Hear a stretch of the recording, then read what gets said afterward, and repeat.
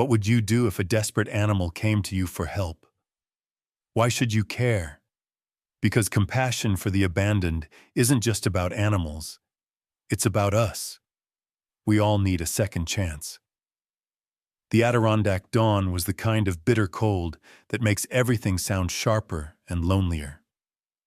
Jack Morris woke before the sun. Even in retirement, sleep rarely came easy. Old ghosts preferred the darkest hours, and this house was filled with echoes. Outside, the winter wind pressed against the cabin's log walls, whispering and moaning like a living thing. Jack pulled the covers tighter, willing himself back to sleep when he heard it, a frantic scratching at the porch. It was too desperate, too panicked to be a raccoon. Not a fox, not a bear. Jack froze, listening. Another set of claws joined in, lighter, erratic.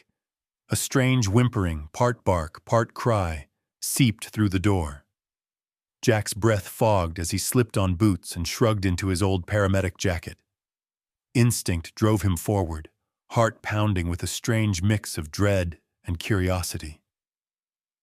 Maybe it was nothing. Maybe it was something. Either way, someone was begging for help. He swung the porch door open, and the icy air slapped his face awake. There, hunched against the railing, was a battered German shepherd with eyes wide and wild. The fur along her back was caked with mud and ice, a torn red collar hanging from her neck like a broken promise. She flinched as the light hit her, but she didn't run. Instead, she inched forward, and only then did Jack see what she'd dragged through the snow. A limp puppy, so still that for a split second Jack's heart seized.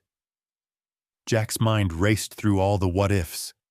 He'd seen things like this before. Animals abandoned, left for dead, hurt by the world, and wary of help. Still, there was something about the shepherd. The way she looked up at him, not with defiance but with pleading resignation. It was as if she already knew what it meant to lose everything and to beg for one last chance. Jack dropped to one knee, keeping his hands visible, his voice low and steady. "Easy. I'm not going to hurt you, girl." The shepherd's body tensed, but she didn't move. Her gaze flicked from Jack's face to the puppy at her feet, then back again. Every muscle in Jack's body remembered how it felt to hold life and death in his hands. There were days, not so long ago, when he'd been the last hope for someone on a cold morning. Days he'd succeeded, and days he hadn't. The failures haunted him most. Jack inched forward, feeling the sharp sting of regret mix with the cold air. The puppy, a mottled mix of tan and black, barely whimpered. Its tiny chest shuddered. Jack gently reached out. The shepherd snapped her head, letting out a warning bark, then whimpered and stepped back, torn between fear and hope. For a moment, Jack saw himself reflected in her, the scars of betrayal, the need to trust just one more time. He took a gamble, scooping the puppy up and cradling it close, feeling for a heartbeat. Weak, but there. "Hang on, little guy," Jack muttered, not sure who he was talking to, the pup, the shepherd, or himself. The shepherd paced on the porch, never taking her eyes off him, her entire body trembling. Jack stood and met her gaze. "You coming?" he asked softly, leaving the door open. The shepherd hesitated at the threshold, the line between safety and the unknown. But as Jack carried the puppy inside, she followed, cautious, silent, every nerve stretched taut as a wire. Inside, Jack laid the puppy on a worn towel by the wood stove. The shepherd circled the room, sniffing corners, flinching at every sudden movement. She paused by the door, ready to bolt if things went wrong. Jack worked quickly, his training taking over as he checked the puppy's breathing, heart, and gums. The little guy was cold, dangerously so. Jack wrapped him in another towel and rubbed gently, speaking in a stream of encouragement. You're okay.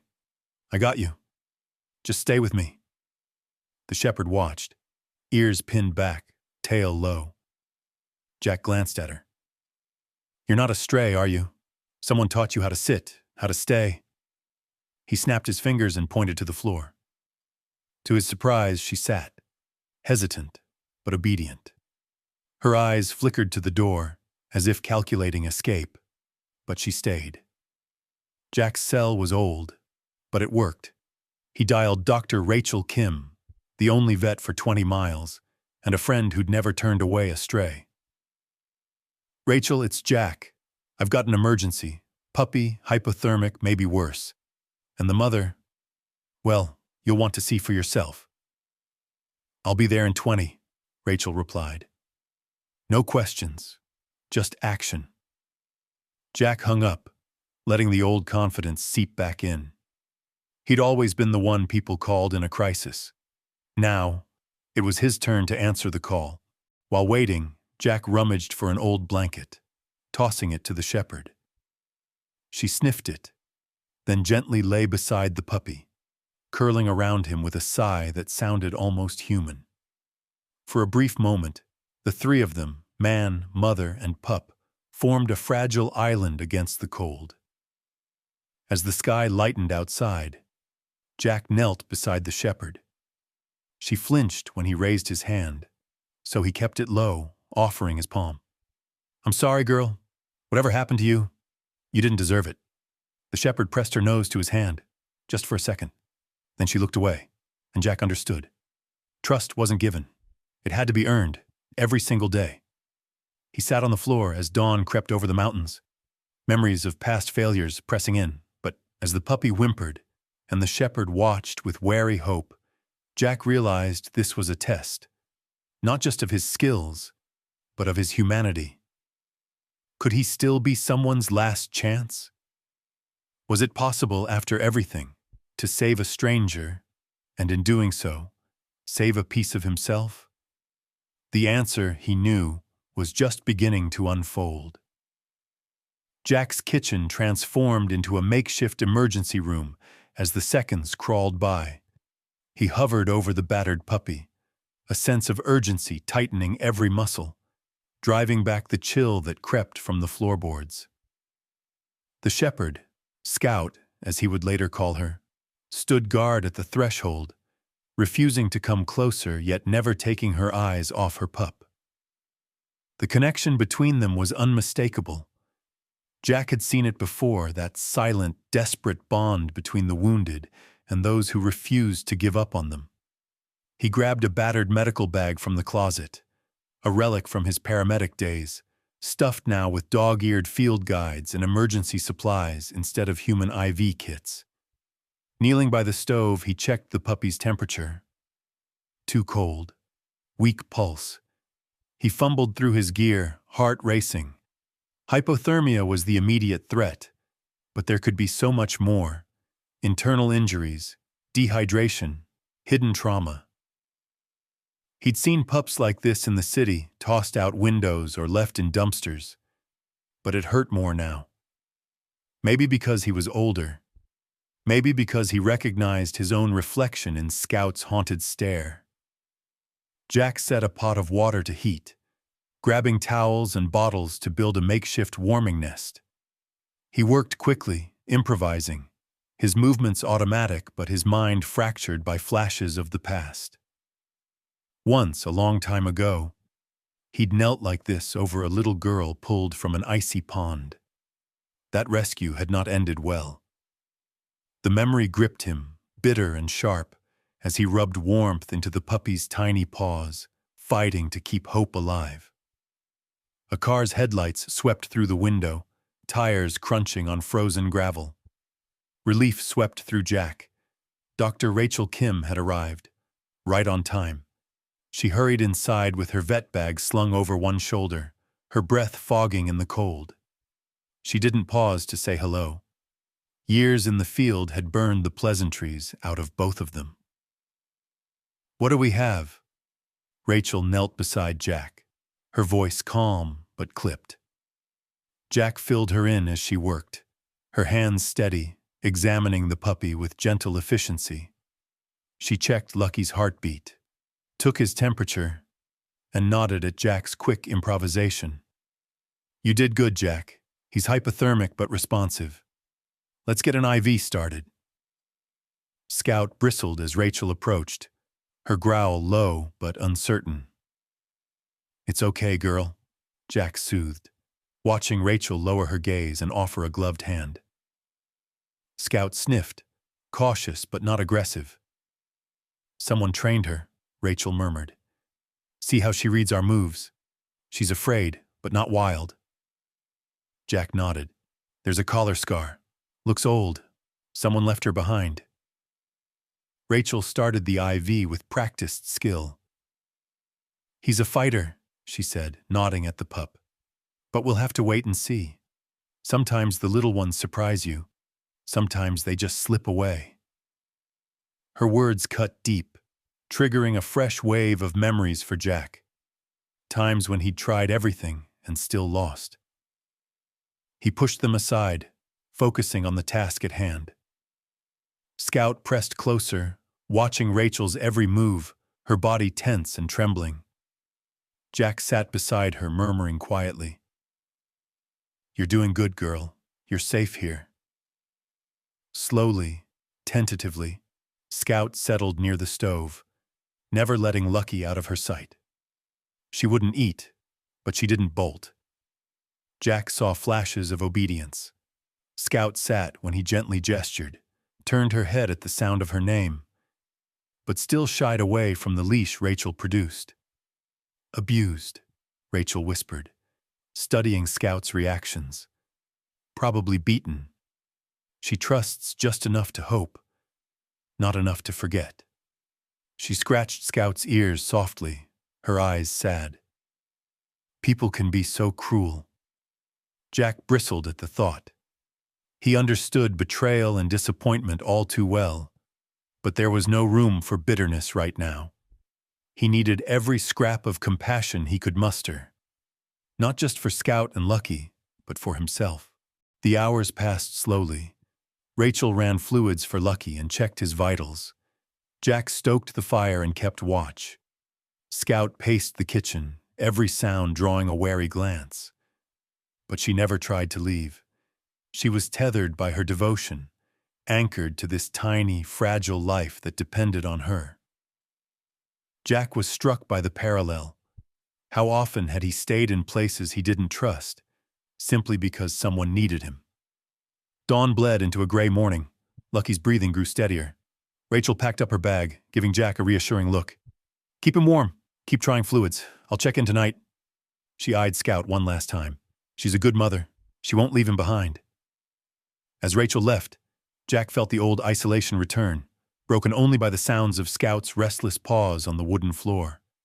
He offered food, coaxing Scout with soft words and slow movements. Eventually, hunger won out. She approached, ate in quick, nervous gulps, then licked Lucky's face, whimpering with relief. Jack watched, his heart unexpectedly full. Here was a dog, abandoned, scarred, chased by shadows, who risked everything for the one she loved. He realized, not for the first time, how thin the line was between hope and despair. Scout reminded him that loyalty endures, even after trust has been shattered. That devotion is sometimes all we have left. Lucky stirred, blinking up at Jack with cloudy, uncertain eyes. Jack stroked the pup's head, feeling the warmth return, hope flickering back to life. He smiled, a rare, genuine smile that felt strange and wonderful. "You're gonna make it, kid," he whispered, "because we're not giving up." Scout edged closer, her nose brushing Jack's hand. For a moment their eyes met, and something shifted. Jack saw gratitude, fear, and a glimmer of belief, an unspoken pact that they would face the unknown together. But as Jack tucked Lucky back into the warmth of the towels, he felt the old doubts creep in. Would his help be enough this time? Or would he lose another innocent soul to fate's cruelty? The house was still, heavy with questions. Jack pushed the thoughts aside, focusing on the immediate needs: food, warmth, gentle care. He sat back, watching as Scout curled around her puppy, a silent sentinel against the darkness. The fire crackled, driving the cold away, if only for a little while. Jack promised himself and Scout that he would do everything in his power not to let this story end in sorrow. Outside, the world woke up. Birds chattered, a neighbor's truck rumbled down the road, but inside Jack's cabin, time felt suspended, caught in the fragile balance between hope and heartbreak. Jack stared at the wounded dog and her pup, and for the first time in a long time, he dared to believe in a second chance. Not just for them, but for himself. In that quiet, uncertain morning, Jack understood something he'd forgotten. Even a broken heart can still be a lifeline. Sometimes, saving a stranger is the only way to save yourself. Time moved strangely in the days that followed, as if the little house had slipped out of the ordinary world and into a gentler, quieter place. Outside, snow coated the pines and the wind howled across the mountains. But inside Jack's cabin, a different kind of storm was raging. A storm of hope, worry, and the slow, stubborn process of healing. Lucky's life teetered on the edge, sometimes so still that Jack would reach out in the night, heart pounding, just to make sure the puppy's tiny chest still rose and fell. Scout, meanwhile, barely slept at all. She curled herself protectively around Lucky, shifting only to drink water or eat a little food Jack set near the fire. Any sudden movement, an accidental clatter of the kettle, a raised hand reaching for a mug, made her flinch and back away, eyes haunted. Jack found himself talking to Scout, his voice low and gentle, as if he could coax the fear out of her. "It's okay, girl. Nobody's gonna hurt you here." He started journaling again, filling page after page with messy handwriting. Notes on Lucky's recovery, Scout's behavior, and stray thoughts about the nature of trust, how easily it was shattered, how slowly it returned. On the third morning, a knock rattled the door, breaking the hush. Jack opened it to find Dr. Rachel Kim, her face flushed from the cold, arms full of supplies, meds, food, and something that looked suspiciously like a bag of homemade cookies. "Morning, Jack," Rachel said, brushing snow off her jacket. "How's our patient?" Jack's answer came in the form of a tired grin as Lucky gave a weak wag of his tail. Rachel knelt beside the pup, running a practiced hand over his body. "He's not out of the woods yet, but he's fighting," she said. "You did good." As Rachel checked Lucky, Scout circled warily in the background, eyes never leaving her puppy. Rachel moved slowly, avoiding direct eye contact, speaking in a soft, even tone. "You're doing a great job, Mama. I'm not here to take him away." After a few moments, Scout settled beside Lucky again, though she kept a watchful eye on Rachel. Then Rachel reached into her bag. "I brought my scanner," she said, waving a small black device. "Let's see if Scout's got a chip. Might tell us where she came from." Jack held his breath as Rachel approached Scout, who tensed but stayed still, as if she sensed this was important. The scanner beeped, and a series of numbers flashed on the screen. "Well, look at that," Rachel murmured. "There's a chip. Let's see what it tells us." She pulled out her phone and keyed in the information. Moments later, her face darkened. Scout was reported missing 6 months ago. The note says she escaped an abusive owner. Apparently, there were complaints, but by the time animal control investigated, she was gone. Jack's chest tightened with anger and something else. Relief, maybe, that Scout's distrust wasn't born of some random quirk, but out of necessity. She'd survived, but at a cost. "Poor girl," he muttered. "No wonder she's scared of everyone." Rachel nodded, stroking Lucky's head. She wasn't born wild. She just learned not to trust people. But she's done an amazing job with her pup. You give her a little time, Jack. Let her set the pace. Jack spent the rest of the day reflecting on that advice. After Rachel left, he let Scout move through the house as she pleased, keeping the doors open but the vibe calm. Sometimes she'd edge closer, sniffing at his hand, accepting a morsel of food before darting away again. Other times, she'd retreat to the back porch and sit for hours, just watching the woods. At night, she circled the house, sometimes pressing her nose against the glass to check on Lucky, other times howling softly at the moon, as if mourning some invisible loss. It was on one of those quiet, chilly evenings that Jack's neighbor, Louise, paid a visit. Louise was a retired teacher with a gift for empathy and an uncanny ability to show up when people needed her most. She arrived with a steaming casserole in hand and a smile that made Jack feel like he belonged somewhere for the first time in years. "I heard you had some company," she said, peering past Jack into the living room. "Word travels fast up here. Everyone's worried about the stray dogs, but I knew if they landed with you, they'd be in good hands." Louise set the casserole on the counter and crouched beside Lucky, murmuring soothing nonsense in a way that only people who truly love animals can.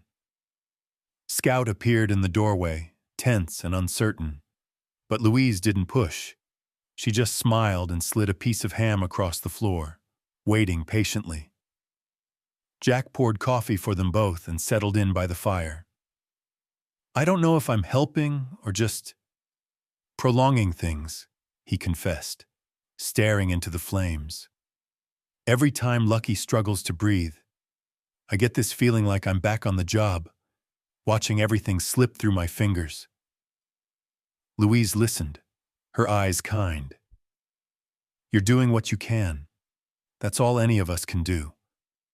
And that mama dog, she wouldn't have brought her pup here if she didn't sense something good in you." For a while they sat in companionable silence, Scout inching closer, lured by the smell of ham and the gentle cadence of Louise's voice. Eventually, Scout settled at Jack's feet, still wary but no longer poised for flight. As the days blurred into one another, small changes began to ripple through the house. Scout started sleeping indoors, curled around Lucky on a soft blanket Jack put by the stove.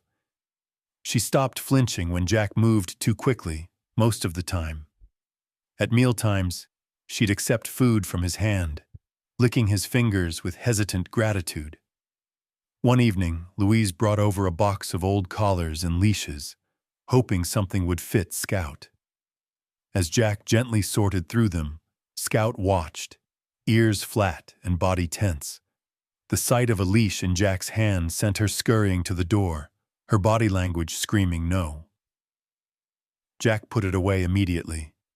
"Not yet," he told her, voice soft. "We'll go at your speed." Louise nodded approvingly. "She's been through enough. Let her lead for a while." Jack took the old collar Scout had arrived with, cleaned it up, and hung it by the door as a quiet promise, a symbol of her journey from betrayal to hope, not a threat or a shackle. He wrote about it in his journal that night. "Sometimes all we can do is be patient. Sometimes all anyone needs is a little space to feel safe." Every small victory, a meal eaten, a tail wagged, a quiet night without nightmares, felt monumental. And as Scout's trust slowly, carefully grew, so did Jack's sense that maybe, just maybe, he was on the road to healing too. One night, as Lucky slept nestled against his mother, and the fire cast warm light across the room, Jack realized that the house felt different. It felt alive. There was hope in the air, thin but real, like the first hint of spring after a long winter. For the first time in ages, Jack allowed himself to believe that redemption might be possible, not just for Scout, but for himself as well. Time, it seemed, was measured not by days, but by small victories. Lucky's breaths growing stronger, Scout's eyes less haunted, and the way sunlight began to look like hope instead of an intrusion. Jack kept his old habit of journaling every night, filling page after page with observations, confessions, and a slow, stubborn hope that he hadn't felt in years. Scout remained fiercely devoted to Lucky, rarely letting him out of her sight. Even as Lucky grew stronger, venturing a few clumsy steps on the kitchen tiles, Scout hovered nearby, her nose nudging him gently back when he strayed too far. She still shied away from leashes or quick movements, her old trauma never far from the surface.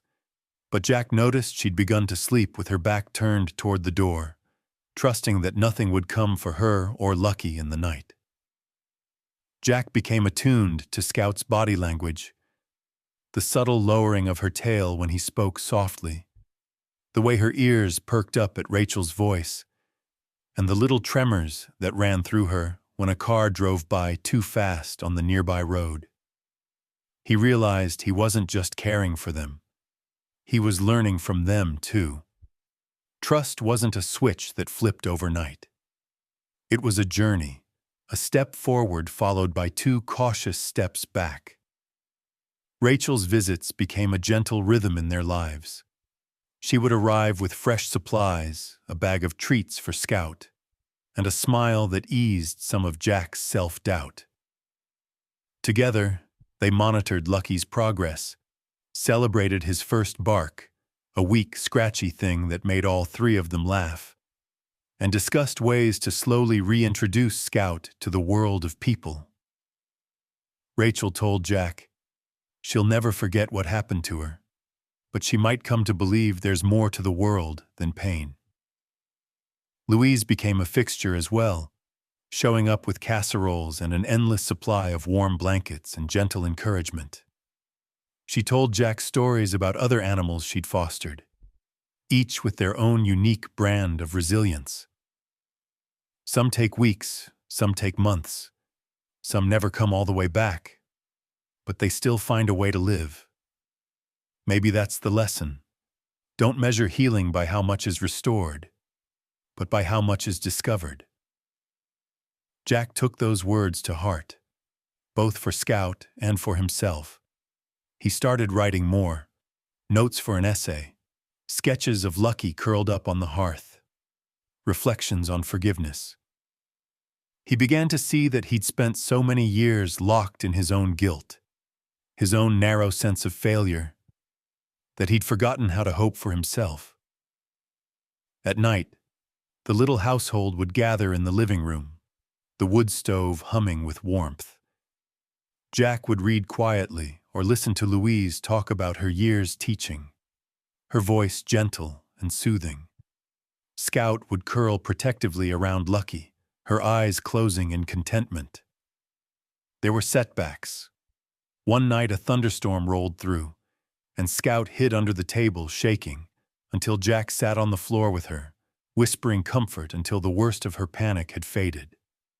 Another time, a neighbor's dog barked too close to the porch and Scout nearly bolted, but Lucky's plaintive yelp brought her back. Jack started to notice the changes in himself as well. He felt lighter. The edges of his world weren't as sharp, the darkness not so absolute. He reached out to Dr. Kim and Louise more often, inviting them for coffee or a quick meal.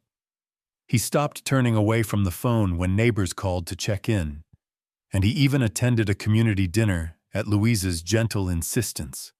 Scout and Lucky still too wary to join, but their story became a point of conversation. The three adults formed a makeshift team, each finding a role. Jack provided the safe place, Rachel the medical care, and Louise the emotional warmth. When Lucky took his first unsteady steps into the yard, the whole crew gathered on the porch to cheer. Even Scout wagged her tail, a slow, uncertain gesture that felt like the breaking of a spell. Jack decided to repair Scout's old collar, the one with the frayed edges and faded color. He cleaned it, mended the buckle, and hung it by the door, not as a threat or a reminder of captivity, but as a symbol of her journey from betrayal to hope. Every time Scout saw it, she sniffed it cautiously, then turned away, as if weighing its meaning. One afternoon, as Jack watched Lucky tumble through a pile of leaves, he felt a deep sense of peace. The sun shone through the bare branches, scattering golden light across the yard. Scout watched from the porch, her gaze softer now, her posture relaxed. For the first time, she let Jack sit beside her without flinching. He reached out, palm open, and she rested her head on his knee. No fear, no hesitation, just quiet acceptance. Jack wrote in his journal that night, "Redemption comes slowly, not in grand gestures, but in tiny moments. The first tail wag, the soft thud of a head resting on a knee, the gentle rhythm of breathing beside a warm fire. Healing is a journey, not a destination." As autumn gave way to the first hints of winter, Jack realized how much he owed to Scout and Lucky. Their presence had forced him to confront the memories he'd tried to bury. The failed rescues, the losses, the years spent running from his own pain. They'd taught him that forgiveness isn't something you earn. It's something you learn to accept, one day at a time. Scout, too, began to change. She stopped circling the house at night, choosing instead to curl up on the porch, trusting that Jack would keep her safe. She learned to accept gentle touches from Louise, and even tolerated Rachel's attempts to check her heartbeat with a stethoscope. Most of all, she let herself believe that not all humans were cruel, that kindness could be real, and that hope could be stronger than fear. Jack knew the road ahead would not be easy. There would always be scars, visible and invisible, but for the first time in a long while, he believed in the possibility of new beginnings. Together, they were building something fragile but real, a family formed not by blood, but by the willingness to try, to forgive, and to trust again. Word traveled fast in a small mountain town, sometimes too fast. By the time November's chill had seeped into every crack of Jack's cabin, rumors about stray dogs in the woods were circulating everywhere from the gas station to the diner. Jack first heard it from Louise, who brought him a loaf of pumpkin bread and an uneasy look. "You know folks are talking, right? Somebody's sheep got spooked out by the old mill. Now they're blaming dangerous strays." Jack felt a cold knot twist in his stomach. He'd known from the start that the safe little world he'd made for Scout and Lucky couldn't last forever. Dr. Kim called one morning, her voice tight with worry. "I just got off the phone with animal control. They're stepping up patrols. If Scout or Lucky are found wandering, they'll be impounded. Or worse." She hesitated. "I'll vouch for them, but there's only so much I can do, Jack." Jack stood on the porch that afternoon, watching Scout play with Lucky in the brittle grass. Lucky was getting stronger every day, chasing sticks, wrestling clumsily with his mother, barking at falling leaves as if they were invaders. Scout was more relaxed, her tail up, her steps light. But any loud noise, any hint of a stranger on the trail, sent her back to the edge, hackles raised, body tense. He tried not to let his fear show, but Scout sensed something. She'd begun pacing the yard at dusk, pausing to scan the tree line, ears pricked to every distant sound. Jack stayed outside with her, building a small fire in the old pit, hoping the smoke and his presence would keep anything dangerous at bay. Louise stopped by more often, her concern barely hidden. "People forget how much courage it takes for an animal to trust again," she told Jack one night as they sat on the porch, Scout at their feet, Lucky curled between them. "But folks also get scared quick. All it takes is one rumor, and suddenly every shadow's a threat." Jack grunted, staring into the fire. "They're not wild, not dangerous. If anything, Scout would lay her life down to protect Lucky." "That's what scares people," Louise said quietly. "They see devotion as aggression." Tension simmered in town. A few nights later, Jack saw a truck's headlights sweep up his driveway, spotlighting Scout and Lucky. He stepped onto the porch as two deputies got out, hands resting casually near their holsters. "Evening, Mr. Morris," said the younger of the two, Officer Grant. "We've had reports of dogs running loose. Just checking if you've seen anything suspicious." Jack kept his tone even. "Just the usual deer and raccoons. Haven't seen any dangerous dogs here." The officers glanced at Scout, who stood perfectly still beside Jack, her body low, eyes wary. Lucky barked once, high and nervous, then scurried behind his mother. Officer Grant frowned. "You keep an eye out. If you see anything, call us. Town's getting jumpy." They left without another word, but Jack could feel the unspoken threat hanging in the air. That night, he double-checked the windows and moved Scout and Lucky's beds away from the door. He didn't sleep much, listening for the crunch of tires or the snap of a twig. But it wasn't just people who posed a threat. The woods around Jack's cabin were alive with predators. Coyotes, foxes, even the occasional black bear, all hungry, all desperate as winter crept closer. One night, just after midnight, Scout erupted into frantic barking, her body slamming against the back door. Jack grabbed a flashlight and rushed outside, his heart pounding. Scout darted toward the edge of the property, her fur bristling. In the beam of Jack's light, a pair of yellow eyes flashed and disappeared into the trees. A coyote, maybe two, drawn by the smell of Lucky's food. Scout snarled, her posture bold and fearless, refusing to back down until the danger had passed. Jack called her back, voice tight with urgency. "Come here, girl!" Scout hesitated, then trotted to his side, her breath ragged. He knelt beside her, his hand shaking as he stroked her head. "You saved us again," he whispered. "You always know before I do." The next day, Jack started making plans. He met with Rachel and Louise at the kitchen table, spreading out an old map of the woods. "If things get worse, I'll need to move Scout and Lucky somewhere safer, farther from the road. Maybe the old hunting cabin off Miller's Creek."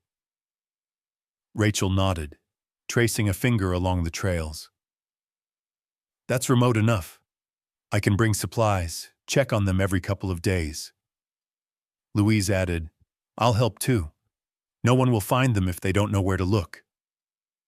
But even as they made plans, the pressure in town kept mounting. Flyers appeared at the general store. "Protect your livestock. Report strays." Jack overheard conversations at the post office, neighbors speculating about what might be lurking in the woods. Jack felt the weight of it all, the fragility of the trust he'd built, the precariousness of hope. He found himself watching Scout more closely, noticing how she never truly relaxed, always listening, always ready to run. He understood that feeling better than he cared to admit. One evening, as the sky turned to indigo and the woods filled with shadows, Jack sat on the porch, Lucky curled in his lap, Scout pressed close at his side. He spoke softly, more to himself than to anyone else. "Sometimes the world just won't let you heal. It keeps coming after you, no matter how hard you try to make a safe place." Scout licked his hand, her eyes searching his face. For a moment, Jack saw himself reflected there, the same stubborn will to survive, the same longing for peace. That night, another storm rolled in, wind rattling the windows, rain drumming on the roof. Scout barked once, sharp and insistent, then fell silent, nose pressed against the door. Jack sat with her, feeling the house tremble around them, determined not to let fear drive them apart. As the storm howled outside, Jack made a promise. Whatever happened, he wouldn't let Scout and Lucky be victims of people's ignorance or nature's indifference. He would fight for them, the way they had learned to fight for each other. And deep inside, Jack realized that protecting Scout and Lucky wasn't just about keeping them safe. It was about protecting the fragile hope that had begun to grow inside him. A hope that maybe, with enough courage and enough love, even the most broken among us could find a place to belong. The warning signs were there in the gray morning sky. Clouds pressed low and tight, the scent of rain sharp on the breeze.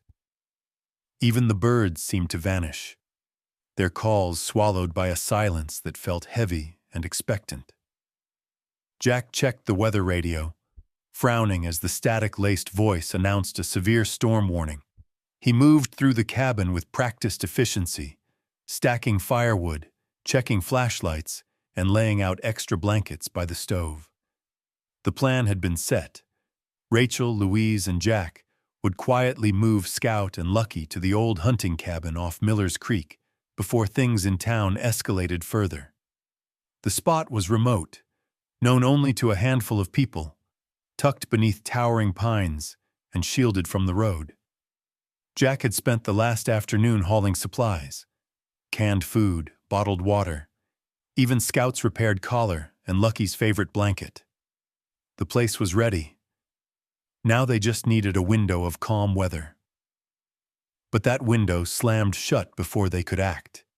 It started with a distant rumble that seemed to rise from the very bones of the mountain. Wind battered the little house, setting the shutters banging and tossing icy needles of rain against the glass. Jack tried to keep the atmosphere steady, reassuring words, the glow of the wood stove, a quiet hand resting on Scout's head. She was jumpy, more alert than usual, picking up on his tension and the electric crackle in the air. Lucky, still small and unsure, scampered from one hiding place to another, finally curling up in his mother's shadow near the back door. Scout watched over him, her whole body tensed, every muscle ready for flight or fight. Jack couldn't shake the feeling that something bad was about to happen. He double-checked the supplies and ran through the evacuation plan again in his head. If the roads flooded or a tree fell, getting to Miller's Creek would be a challenge. By nightfall, the storm had arrived in full force. Lightning cracked the sky, thunder rolling across the valley, shaking the windows and making the floorboards jump. Scout whimpered low in her throat, pressing her body between Lucky and the door as if she could shield him from the chaos. Jack moved quietly, lighting candles and murmuring comfort. But he knew panic when he saw it. The kind that reason couldn't touch. The wind howled louder, rattling the old cabin with every gust. It was then that a sudden, deafening crash echoed from the woods. A tree, split and falling, its impact sending vibrations through the ground. Lucky bolted upright, eyes wide, ears flat, trembling all over. Then, as if some invisible barrier had broken, Lucky ran, darting past Scout, slipping through the unlatched porch door before Jack could react. The storm swallowed his tiny form in seconds. "Lucky!" Jack shouted, heart pounding as he raced outside, flashlight beams slicing through sheets of rain. Scout barreled after him, barking frantically, nose to the ground, desperate to pick up her puppy's scent. Jack grabbed his old search and rescue pack, a battered relic full of rope, flares, and hope, and plunged into the storm with Scout by his side. The world outside was wild and unfamiliar, branches thrashing in the wind, mud sucking at his boots, visibility shrinking to just a few feet. "Lucky!" Jack called again, voice hoarse, praying to hear a whimper or a bark in reply. Scout ran ahead, pausing to sniff the ground, her body moving with single-minded determination. Rain soaked them both, but neither stopped. Each minute that passed let fear tighten its grip. Lucky was small, the woods were vast, and the storm was merciless. Jack's mind flickered through old memories. Lost hikers, rescue missions gone wrong, the agony of searching when every minute mattered. He remembered the paralyzing fear of failure, the guilt that never really faded, the desperate hope that this time would be different. Tonight, that hope was a lifeline. Scout yelped suddenly, veering left toward a thick stand of evergreens. Jack followed, breath ragged, calling Lucky's name. A flash of lightning lit the forest, and for a split second Jack saw the puppy, huddled beneath a fallen branch, soaked and shivering. Relief and adrenaline surged through him. "I see him! Good girl, Scout!" He scrambled over roots and mud, nearly slipping as he reached for Lucky, who whimpered and backed away, too scared to recognize safety. Scout darted forward, licking her puppy's face, coaxing him to his feet. Jack wrapped Lucky in his jacket, pressing the tiny body close to his chest. He looked at Scout, her eyes bright with worry and trust. "Let's go home," he said, voice breaking. Getting back was harder. The wind roared, rain poured, and Jack slipped more than once, shielding Lucky with his body. Scout stayed close, never straying, her loyalty a guiding star through the chaos. When they finally burst through the trees and reached the cabin, Jack stumbled inside, collapsing on the rug, clutching Lucky, Scout circling them, whining anxiously. He checked Lucky's pulse, his temperature, his breathing, frantic but improving. Jack wrapped him in towels and set him near the stove, then sat on the floor, Scout pressing close. For a while there was only the sound of rain and thunder and the slow, miraculous rhythm of 3 hearts beating together. Later, as the storm moved off and the world grew quiet again, Jack realized something had changed. The fear and trauma that had kept Scout at arm's length melted away, at least for now. She nuzzled his hand, licked his cheek, and curled up beside him, Lucky between them. There was no more barrier, just gratitude and relief. Jack stayed awake most of that night, drying Lucky with gentle hands, talking to Scout in low, soothing tones. He remembered his own father's voice years ago, after a childhood nightmare. "We get through the storms together, son. That's what makes us family." In the weak light of dawn, Rachel called to check in, voice full of concern and relief at the sound of Jack's steady words. He told her what happened, how Scout's instincts and courage had saved Lucky, how the storm had almost cost them everything, but had, in some strange way, given them a new sense of unity. Jack understood now that true loyalty wasn't forged in comfort, but in crisis. He looked at Scout, then at Lucky, and knew he'd never again question what it meant to belong, not just to a place, but to each other. Outside, the storm had passed. The world was battered, branches down and puddles everywhere, but inside the cabin, something stronger had taken root. Trust, once so fragile, now felt unbreakable. Jack promised himself, and Scout, that whatever came next, no matter how uncertain, they would face it as a family, stronger than the storm, bound by survival, courage, and the second chance they'd given each other. The morning after the storm, Jack's cabin was filled with a heavy, lingering quiet. The world outside looked bruised and battered. Branches littered the yard. Muddy runoff cut jagged channels through what was left of the fall leaves, and the sky hung low and gray, uncertain if it wanted to clear or rain again. But inside, a new lightness hovered in the air, the kind that comes after surviving a trial you weren't sure you'd make it through. Lucky, wrapped in a nest of old towels by the stove, slept deeply. His breathing was steady, his little body finally warm again. Scout never strayed more than a few inches from his side, but even she was different. Her body, always so tense, now seemed to soften as she pressed against Jack's knee, head bowed, eyes half closed with exhaustion and trust. Jack moved quietly through the house, making coffee, tidying up storm debris, but his mind spun with worry. The news from Rachel and Louise was sobering. The town's search for strays was intensifying. Deputies had asked more questions. A neighbor had left a warning on his gate, and Jack knew it was only a matter of time before someone took matters into their own hands. The storm had bought them a little time, but it had also made the woods less forgiving and the people more fearful. At breakfast, Louise stopped by with a sack of apples and a worried look. She didn't mince words. "Jack, you know you can't keep them here anymore. Not safely. People are scared. And when people are scared, they don't always do the right thing." She glanced at Scout and Lucky. "It's not fair, but it's true." Jack stared into his mug, wrestling with the decision he'd tried to put off for days. He'd built a world here for Scout and Lucky, a fragile little kingdom of warmth, food, and slow trust. But he knew Louise was right. As much as he wanted to keep them close, to protect them, the world outside would never leave them in peace. He reached for Scout's old collar, now clean and mended, the brass tag shining softly in the morning light. He turned it over in his hands. The last thing Scout needed was to be leashed, to be tied to a human again.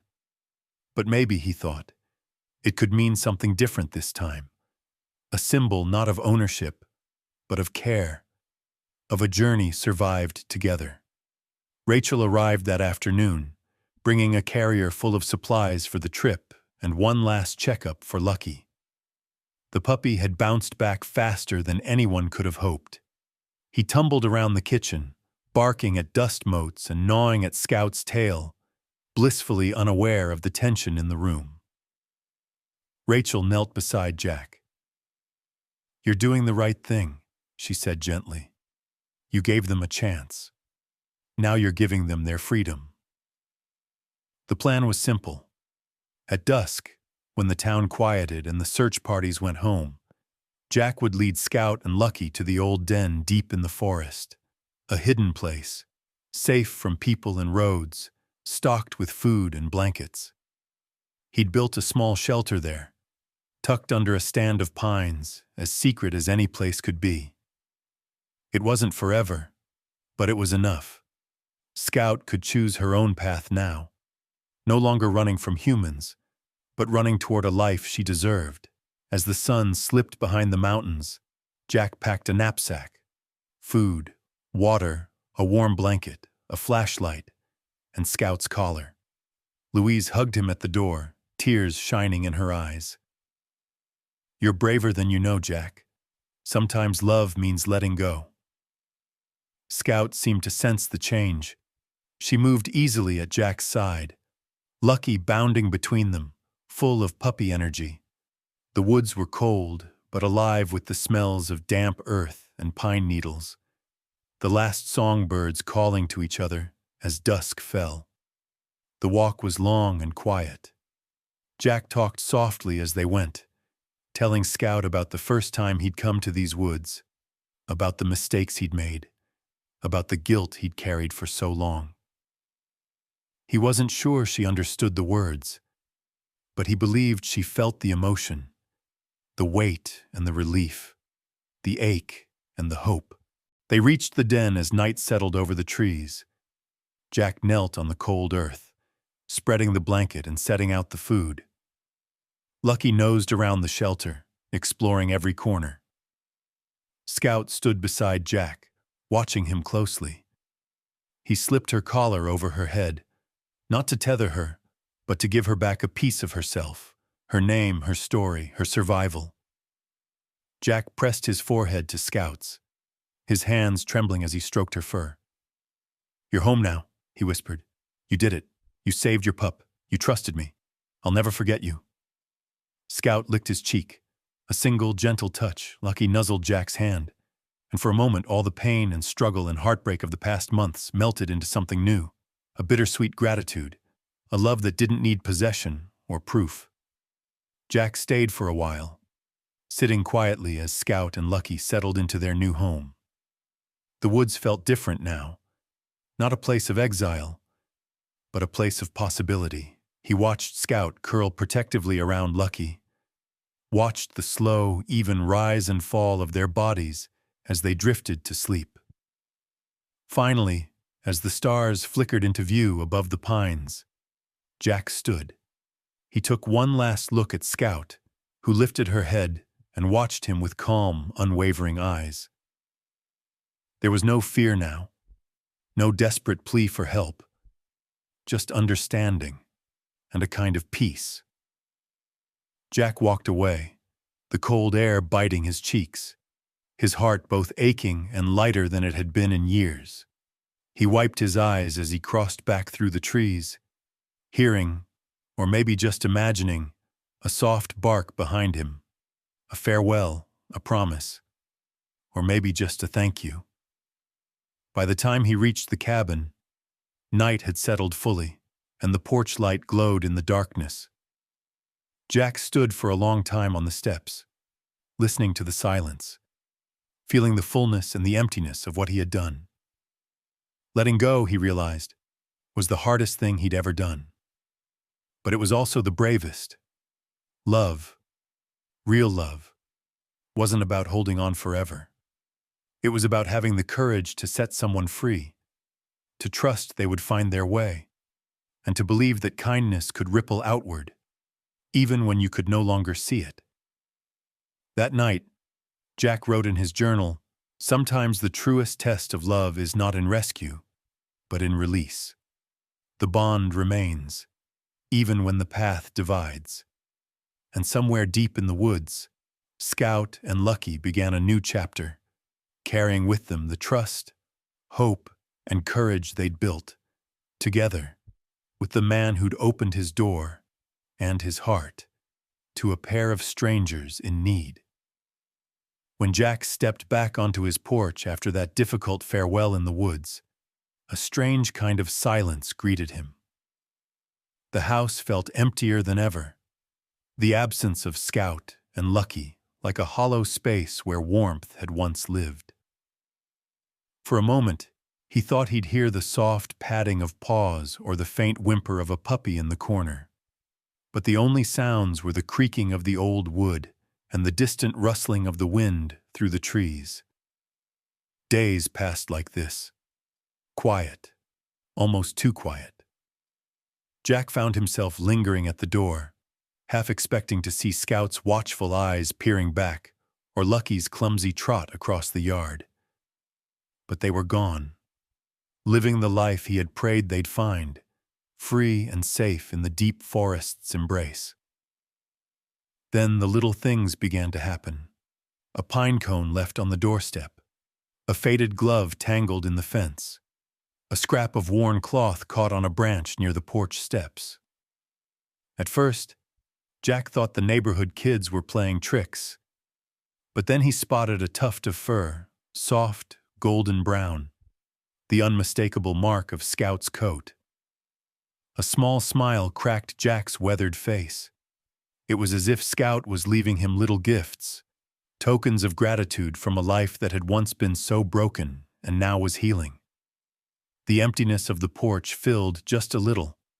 Inspired by this quiet connection, Jack found himself reaching out more.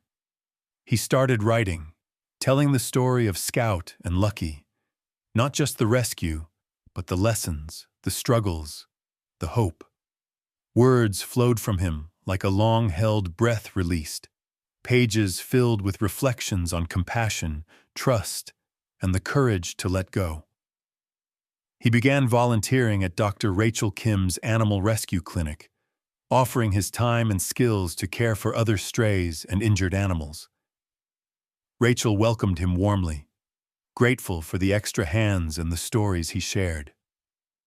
Louise joined too, fostering animals brought in by the clinic, her heart swelling with purpose.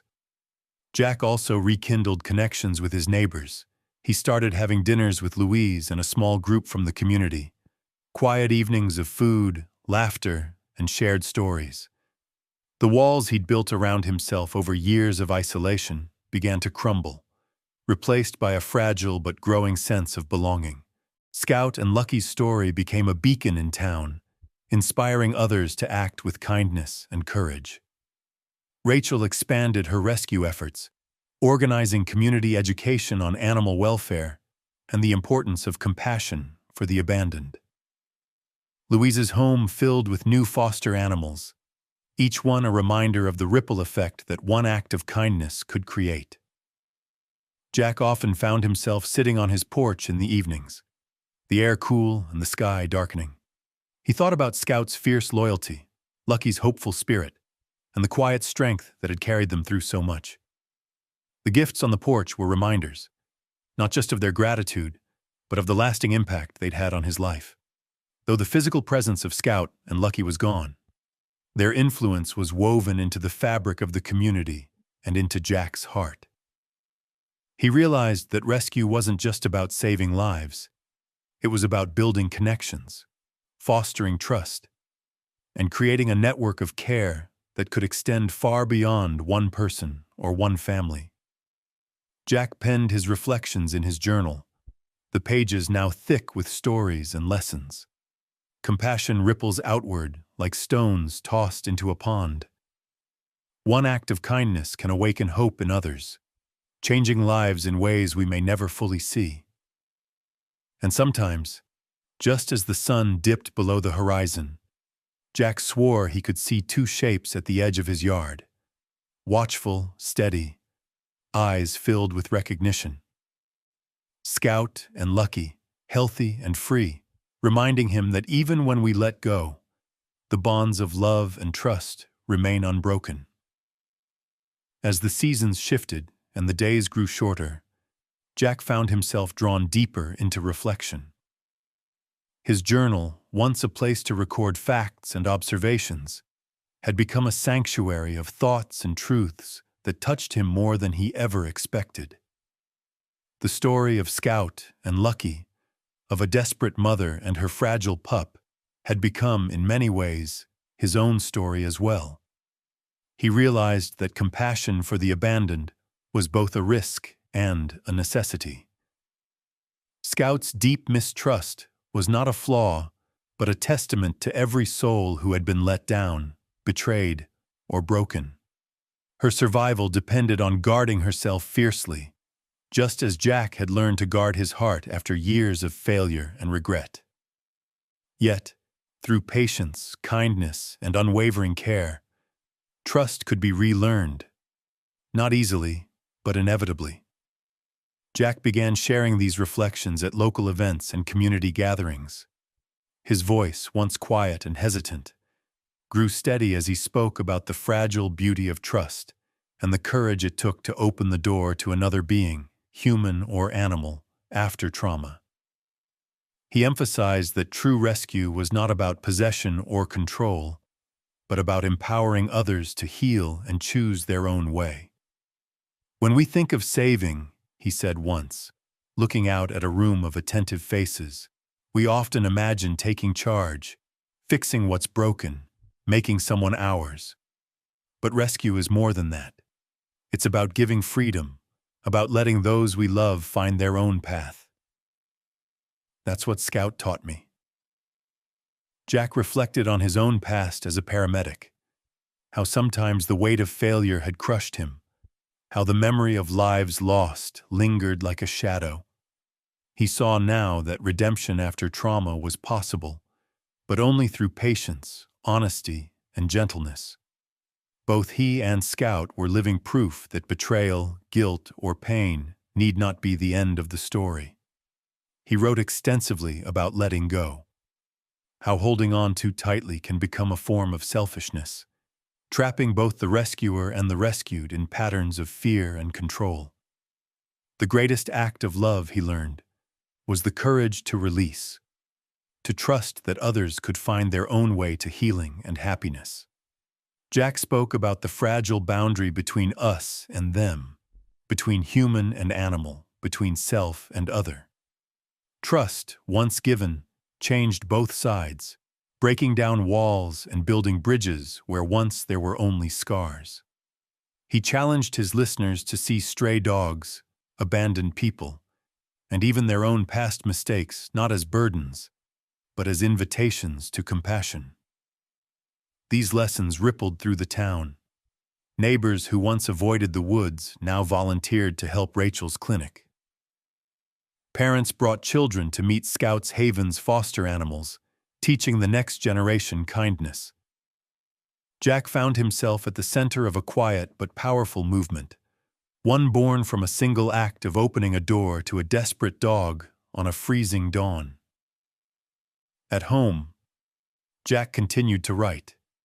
His essays, rich with personal insight and hope, were published in local newspapers and shared widely online.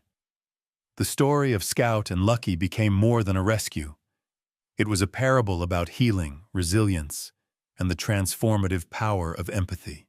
On quiet evenings, Jack would sit on his porch, staring out into the darkening woods, feeling the presence of Scout and Lucky, not as ghosts or memories, but as living threads woven into the tapestry of his life. Their journey was no longer just theirs. It belonged to everyone who had struggled, suffered, and found the courage to trust again.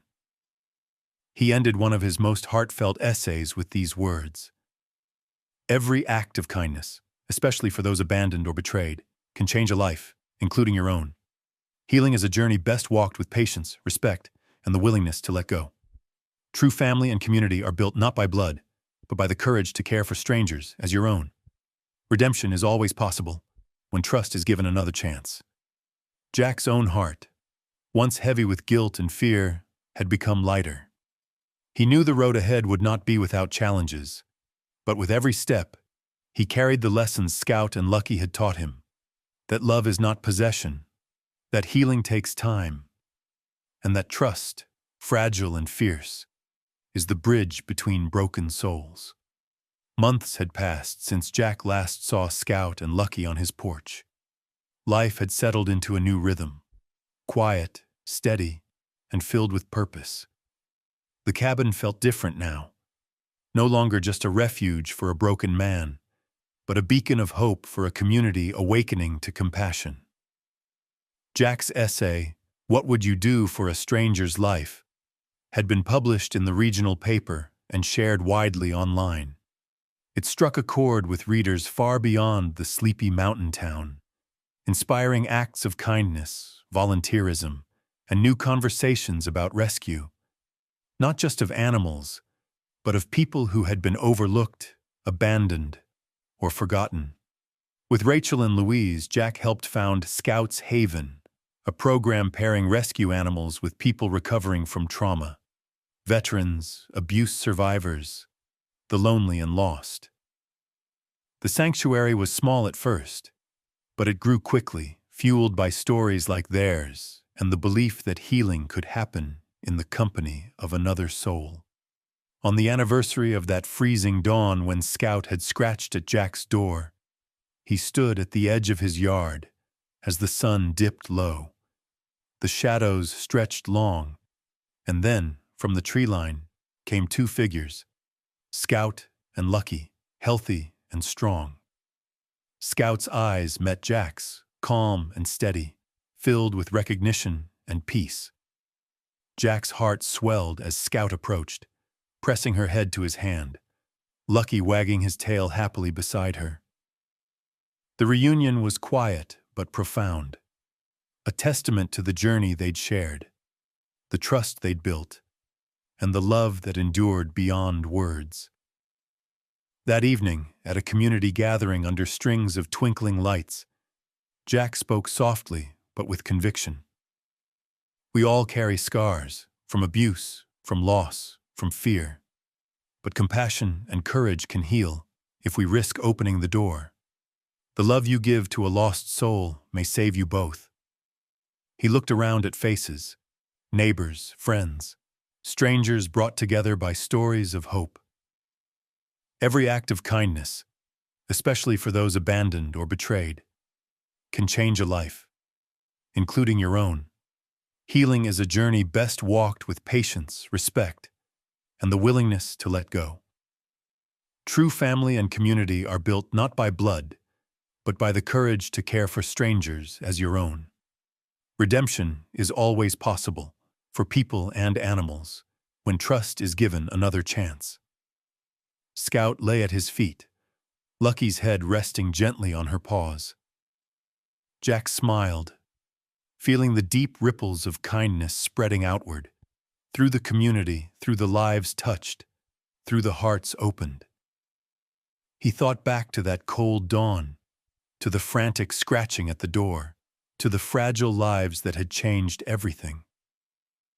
Jack knew that kindness was not a single act, but a legacy, a seed planted in the darkest soil, growing into something stronger and more beautiful than he'd ever imagined. And as the night sky filled with stars, Jack understood that this story, their story, was far from over. It was a call to all who listened, to open doors, to embrace the broken, to believe in second chances, and to trust in the healing power of love.